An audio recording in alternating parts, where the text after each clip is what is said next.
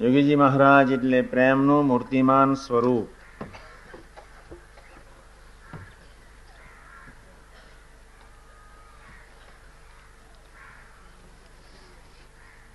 પાસઠમી જયંતિ જ્યારે સારંગપુરની ધરતી પર ઉજવાતી હતી ત્યારે એક સૂત્ર એમના મુખારવિંદમાંથી એક સહજ ઉદ્ગાર સ્વરૂપે બહાર નીકળી આવ્યું, યુવકો મારું હૃદય છે. યુવકોએ બધી જ સેવા ત્યાં ઉપાડી લીધી હતી. સાફસૂફીથી માંડીને તોરણ બનાવવાથી માંડીને ડેકોરેશનથી માંડીને રસોડાથી બધી જ બાપા ખૂબ રાજી થઈ ગયા હતા.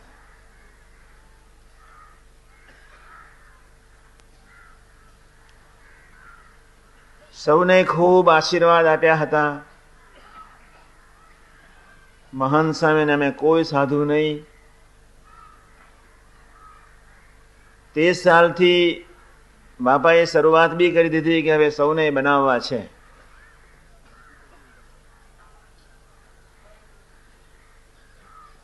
બાપાની જ્યારે શતાબ્દી ઉજવી રહ્યા છે ત્યારે બે ત્રણ વાત, બે ત્રણ સૂચનો યુવકોને બહુ સ્પષ્ટપણે દિલથી કરી રહ્યો છું. પહેલું સૂચન એ છે કે હરિભાઈ સાહેબને બધાએ જે વાત કરી, યુવકો, અહીંયા બધા યુવકો જ ભેગા થયા છે. ધ્યેય માટે મંડે, ધ્યેય તરફ નજર રાખે, મરે. સર્વસામાન્ય આ અર્થ બધા જ કરી રહ્યા છે.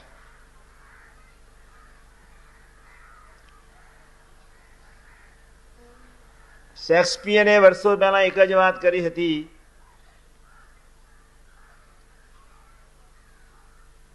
જેના જીવનમાં ધ્યેયની દ્રઢતા નથી એ માણસ મરદા સમાન છે.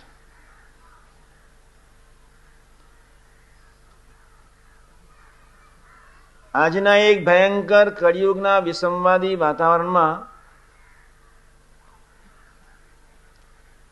નૈતિકતા જાણે અભરાય ઉપર પહોંચી રહી હોય ત્યારે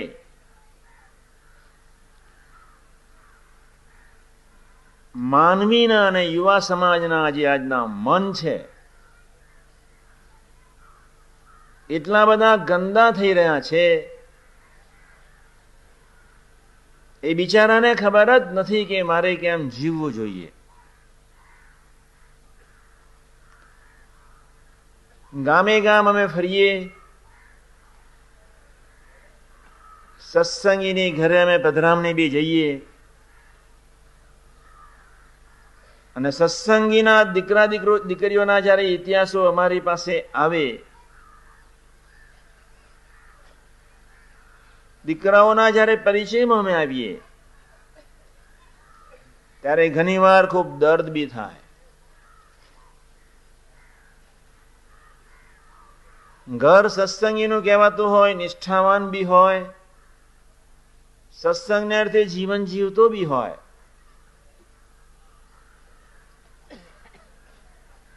કોઈ સત્સંગની કચાશને લઈને કોઈ સંસ્કારોની રક્ષા જ્યારે કુટુંબમાં ન દેખાય.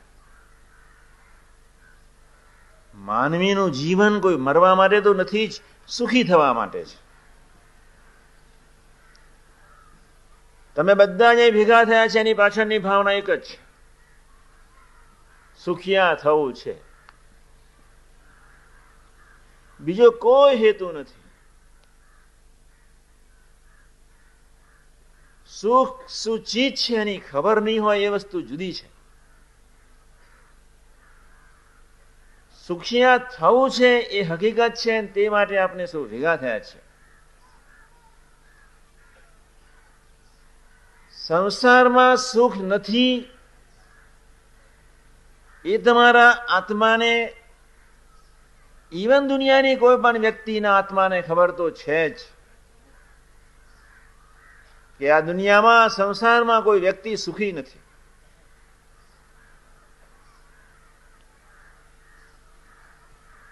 નેપોલિયન બોનાપાર્ટની હમણાં જ મામાએ વાત કરી હતી, સમૃદ્ધ માનસ, impossible, the word should not be existed in the dictionary of Napoleon. એ બહુ સ્પષ્ટપણે કહેતો હતો કે અશક્ય શબ્દ મારી ડિક્શનરીમાં છે જ નહીં. અંતિમ શ્વાસમાં એટલી જ પ્રભુને પ્રાર્થના કરી કે હે પ્રભુ, તે મારી જિંદગીમાં 7 દિવસ શાંતિના ના આપ્યા. એક બાજુ એ વાત બિચારો એવું કરતો હતો કે અશક્ય શબ્દ મારી ડિક્શનરીમાં નથી, બીજી બાજુ એને દર્દથી પ્રાર્થના બી કરી કે 7 દિવસ મારા જીવનમાં તે શાંતિના ના આપ્યા. હમણાં જ થોડા દિવસો પહેલા 2400 કરોડ રૂપિયા જેની બેંકોમાં જમા,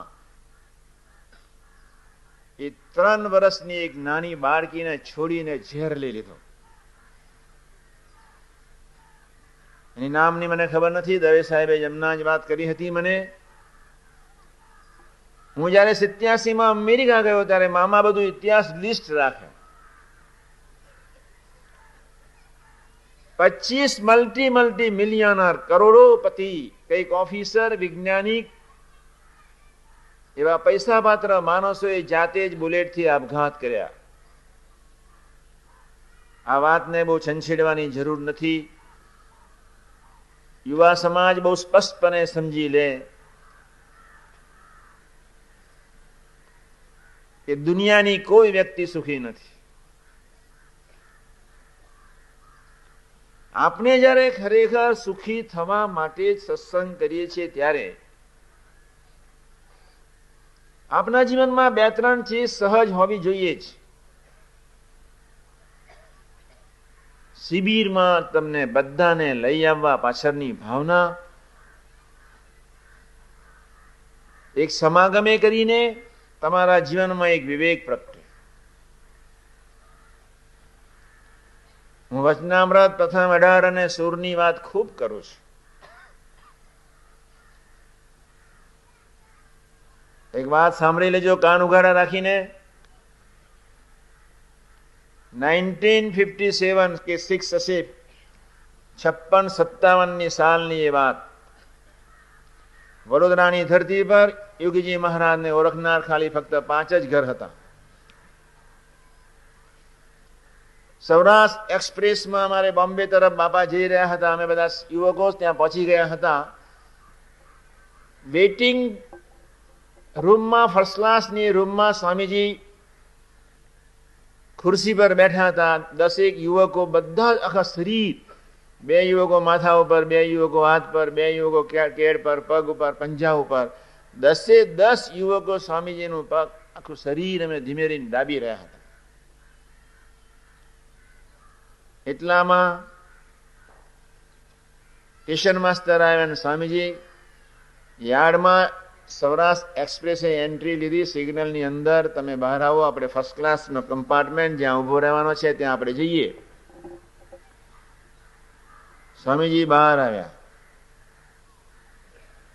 4 યુવકો આગળ હતા, 2 યુવકોએ હાથ ઝાલ્યો હતો, 4 પાછળ હતા. લેડીઝ ન અડી શકે. ખૂબ ધ્યાનથી સ્વામીજીને અમે લઈ એ જગ્યા ઉપર પ્લેટફોર્મ પર જયારે લઈ જતા હતા ત્યારે એક બહેનોનું ટોળું ત્યાંથી એક એન્ટ્રી લીધી. 25 હશે.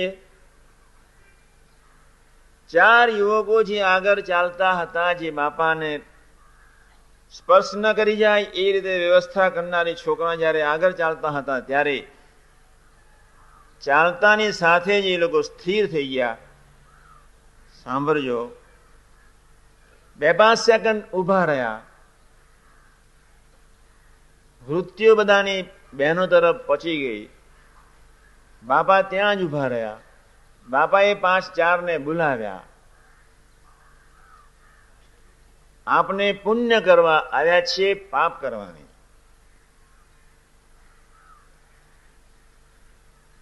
પછી સ્વામીજીએ એક્સપ્રેસ આવ્યો એટલે ફર્સ્ટ ક્લાસમાં બેસાડી દીધા. સ્ટેશન માસ્ટરને સ્વામીજીએ બોલાવીને કહ્યું કે આ 10 મિનિટ પાછળ ગાર્ડને કહો કે એક્સપ્રેસ ઉભો રાખે, મારે આ છોકરાઓ સાથે ગોષ્ઠી કરવી છે. 10-15 મિનિટ સુધી ત્યાં જ ગોષ્ઠી સ્વધર્મની એટલી બધી વ્યવસ્થિત કરી. જે જીભથી આપણે ગુણગાન ગઈએ, જે જીભથી આપણે મોતી ચાવીએ, જે જીભથી પ્રભુનું સ્મરણ કરીએ, એ જીભથી સ્વામીજી કે કોલસા ન ચવાય, નરક ન ખવાય. જે આંખોથી ભગવાનની રસગન મૂર્તિના દર્શન કરતા હતા, એ જ આંખોથી હાડકાને ચામડાની કોથળીઓ તરફ સહજ જ એ મૂર્તિઓનું સુખ લેતા હતા. યુવા જીવનમાં કે આપના સૌના જીવનમાં એક વિવેક સ્થિર થાય તે માટે 3 ચીજની ખૂબ જરૂર છે જ. દુનિયાની કોઈ પણ વ્યક્તિ એમ નથી કહી શકવાનું કે પંચવિષયાદિકમાં સુખ છે. એટલા જ માટે સ્વામીજીએ 25-28 મુદ્દાઓમાં એક મુદ્દો, 2-3 મુદ્દાઓ અમે લખ્યા છે.